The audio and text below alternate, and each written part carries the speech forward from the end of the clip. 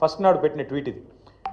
2,72,926 కోట్లు అంటే దాదాపు 2,73,000 కోట్లు పన్నుల రూపంలో తెలంగాణ నుంచి మనం కేంద్రానికి కడితే కేంద్రం నుంచి మనకు వచ్చింది కేవలం 1,40,000 కోట్లు అని చెప్పి లెక్కలతో సహా అధికారికంగా ఒక మంత్రిగా ఆ రోజు నేను పెట్టిన లెక్క ఇది బయటికి. అంటే దేశాన్ని సాదుతున్న రాష్ట్రాల్లో దేశంలో ఉండే ఇతర వెనుకబడ్డ ప్రాంతాలకు మరి ఇతోధికంగా సహాయం చేస్తున్న రాష్ట్రాల్లో తెలంగాణ ఒకటి అని చెప్పడానికి ఈ లెక్క చెప్తా ఉన్నా.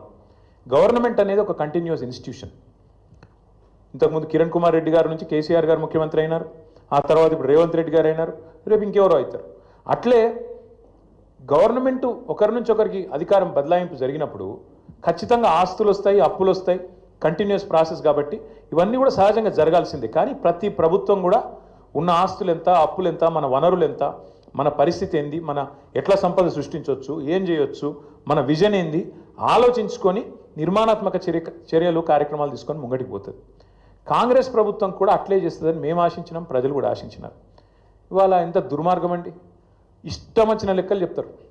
ఎంత అన్యాయం అంటే శ్వేతపత్రం అని మొదలుపెట్టినారు. అధికారంలోకి వచ్చిన మొదటి 2 వారాల్లోనే శ్వేతపత్రం అనే అబద్ధాల జాతర మొదలుపెట్టినారు. మొదలుపెట్టుడు 6 లక్షల కోట్లు అప్పయిందని మొదలు పెడతాడు. ఇవాళ ముఖ్యమంత్రి గారు మరి ఎన్నిసార్లు మారుస్తారో ఆ అంకె కూడా మాకు కూడా అర్థమవుతలేదు. మొదలుపెట్టినప్పుడు డిసెంబర్ 2023లో 6 లక్షల చిల్లర కోట్లు అప్పని చెప్పిండు కేసీఆర్ గారు చేసింది. ఇవాళ చెప్తున్నాడు నిన్న 8,29,000 కోట్లట. ఈ సంఖ్య రోజు రోజుకు మారుతూనే ఉంటుందా? సర్కార్ నడుపుతుండ్రా, సర్కస్ నడుపుతుండ్రా, ఏం నడుపుతున్నారు మీరు? 6 లక్షల కోట్లని చెప్పింది మీరే, మళ్ళీ ఇవాళ 8,29,000 కోట్లను అబద్ధం చెప్తుంది మీరే. అసలు వాస్తవం ఏంది? 4,17,000 కోట్లు మాత్రమే టీఆర్ఎస్ బీఆర్ఎస్ ప్రభుత్వం చేసిన అప్పు. 10 ఏళ్ల కాలంలో సంవత్సరానికి మేము చేసిన అప్పు కేవలం 40,000 కోట్లు మాత్రమే. దాని గురించి వివరంగా ఉంది, చెప్పమంటే చెప్తాను. కానీ మీరు ఎక్కువ తక్కువ చెప్తే కూడా మళ్ళీ మీరు వేస్తారో ఏరో. కానీ ఒకటి మాత్రం వాస్తవం, ప్రభుత్వమే ఇచ్చిన లెక్కలు, నేను చెప్పేది నా లెక్క కాదు, వాళ్ళు ఇచ్చిన శ్వేతపత్రం ప్రకారమే, సోషియో ఎకనామిక్ అవుట్లుక్ ప్రకారమే రాష్ట్ర ప్రభుత్వం మాత్రమే చెల్లించే అప్పు, రాష్ట్ర ప్రభుత్వం స్వయంగా చెల్లించే అప్పు 1,15,599 కోట్లు మాత్రమే. 5% వెరీ లో రిస్క్ కింద ఇచ్చిన అప్పు మరొకటి 89,569 కోట్లు ఉంది. దీనికి ప్రభుత్వం గ్యారంటీ ఇస్తుంది కానీ కార్పొరేషన్లు వాళ్ళే కట్టుకుంటారు, వెరీ లో రిస్క్. అందుకోసమే అది మొత్తం తీసుకుంటే కూడా 4,478 కోట్లు మాత్రమే. ఇక ఇట్లా చెప్పుకుంటూ పోతే అల్టిమేట్గా బీఆర్ఎస్ ప్రభుత్వం ఆనాడు మొత్తం 10 ఏళ్ల కాలంలో చేసిన అప్పు మొత్తం తీసుకుంటే పూర్తి స్థాయిలో కేవలం 4,17,000 కోట్లు మాత్రమే. అంటే సంవత్సరానికి 41,000 కోట్లు మాత్రమే. మరి నేను అడుగుతా ఉన్న రేవంత్ రెడ్డి గారిని, మీరు దయచేసి చెప్పండి, మీరు 4,000 కోట్ల రూపాయల నెలసరి ఆదాయంతో మాకు అప్పచెప్తే తిరిగి మేము మీకు 18,000 కోట్లతో అప్పచెప్తే 2023 డిసెంబర్లో, నిన్న ముఖ్యమంత్రి గారు 2025 ఏప్రిల్లో ఏం మాట్లాడుతున్నాడు? మేలో 18,000 కోట్లే వస్తుంది అంటున్నాడు. మేము అప్పచెప్పినాడు 23 డిసెంబర్లో 18,000 కోట్లతో అప్పచెప్పినాం.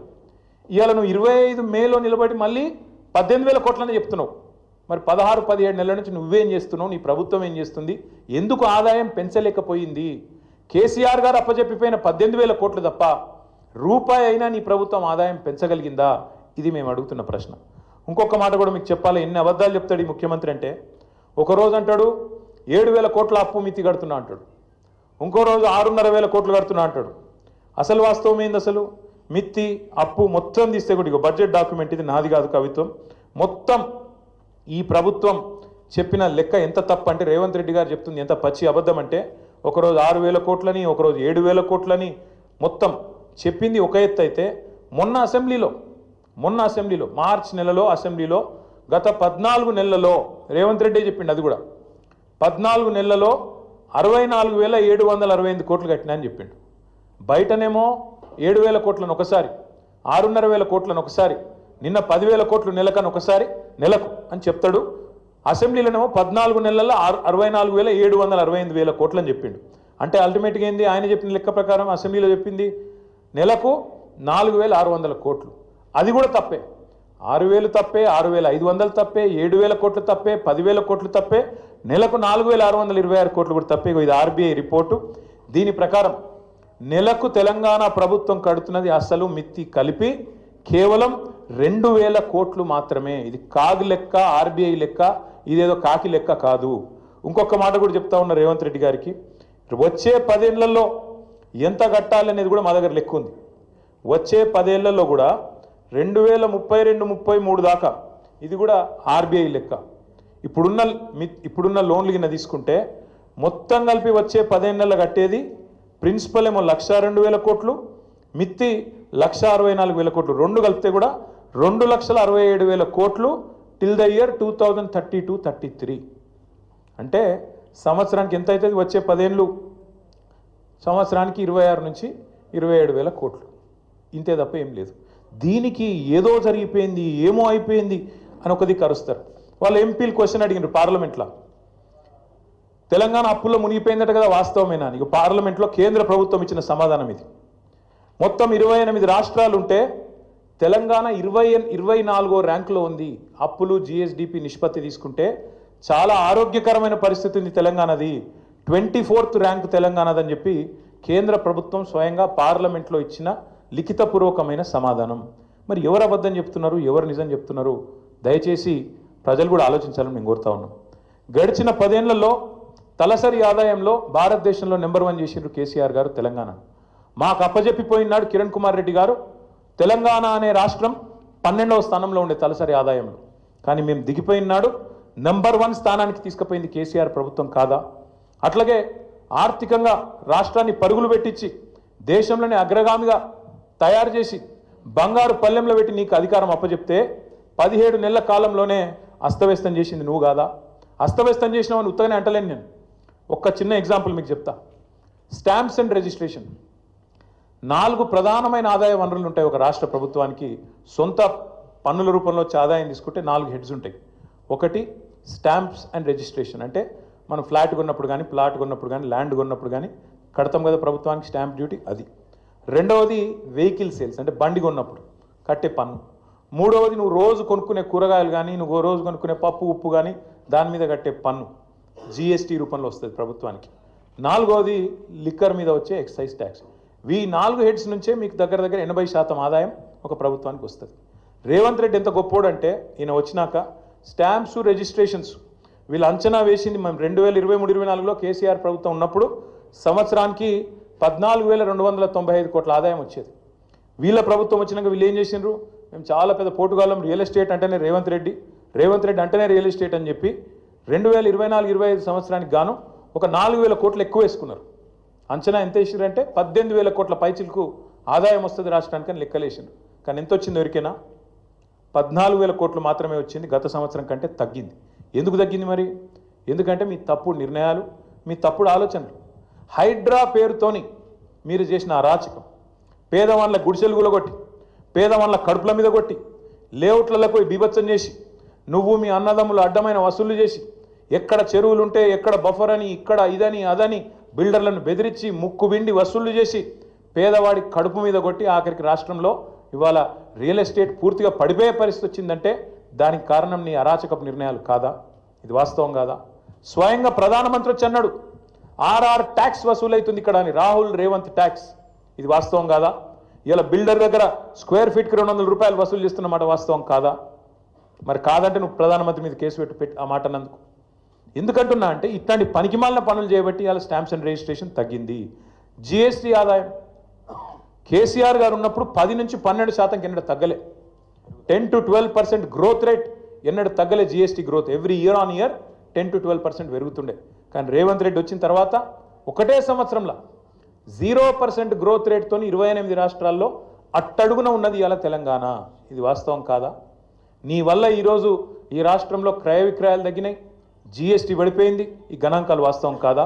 ఇది కాగ్ రిపోర్ట్లో వచ్చిన మాట వాస్తవం కాదా? నువ్వు స్వయంగా స్టేషన్ గన్పూర్ మీటింగ్లో చెప్పలేదా?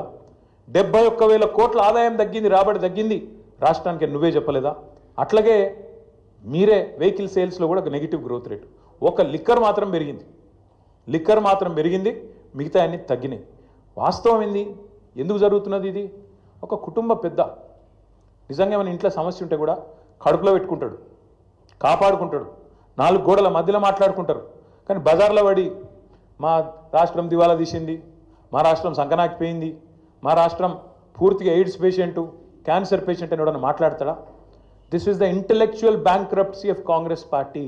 That's why I said the state of Telangana is not bankrupt. The state of Telangana is not bankrupt. We are in the pink of health. It is the Congress that is intellectually bankrupt. It is Revanth Reddy who is morally bereft. అంతే తప్ప తెలంగాణకి ఏం కాలే. ఒక కుటుంబంలో సమస్య ఉన్నా బయట చెప్పుకోము, బయట పడం బజార్లో. కానీ రేవంత్ రెడ్డి గారు దివాలా తీసిందని ఆఖరికి అడ్డగోలు మాటలు మాట్లాడితే చివరికి ఏమైపోయింది? ఇవాళ ఆఖరికి లంచం ఇచ్చి 170 కోట్ల లంచం ఇచ్చి ప్రభుత్వ భూములు తాకట్టు పెట్టి బ్రోకర్లకు పైసలు తెచ్చుకునే దుస్థితి వచ్చింది ఇవాళ తెలంగాణ ప్రభుత్వం యొక్క నిర్వాకం వల్ల. నేను ఇంకా గమ్మత్తైన మాట, నేను ఇంట్లో ఉన్నా, ఇక నేను రెస్ట్లో ఉన్నా, నేను వీడియో చూసి పరిశాన్ అయినా, ఇట్లా కూడా మాట్లాడచ్చా అని. ఢిల్లీకి పోతే అపాయింట్మెంట్లు ఇస్తలేరు, చెప్పులు ఎత్తుకపోతారేమో అని చెప్పి కలుస్తలేరు అన్నాడు. అమ్మతోడు చెప్తున్నా ఈ మాట, నేను ఎవరు చెప్పులు ఎత్తుకపోతారట. అరే చెప్పులు ఎత్తుకపోయే వాళ్ళు వేరే పార్టీ వాళ్ళు ఉన్నారు ఇక్కడ, అది వాళ్ళ కథ వేరు. చెప్పులు ఎత్తుకపోయింది నాకు అర్థం కాదు. ఢిల్లీకి పోతే అపాయింట్మెంట్లు ఇస్తలేరు, ఎవరు ఇస్తలేరు? రాహుల్ గాంధీ ఇస్తలేడు, వరకు కరెక్టే. నీకు ఇయ్యరు కూడా, ఎట్లు ఇస్తారు? నీకు తెలిసిపోయింది నీ కథ అంతా. ఇయ్యరు. ఈ కొత్తగా ఎవరైనా సుట్టపోడు కొత్తగా వస్తేనేమో మర్యాద ఇస్తారు ఎవరైనా సరే, 4 రోజులు ఉంటుంది మర్యాద.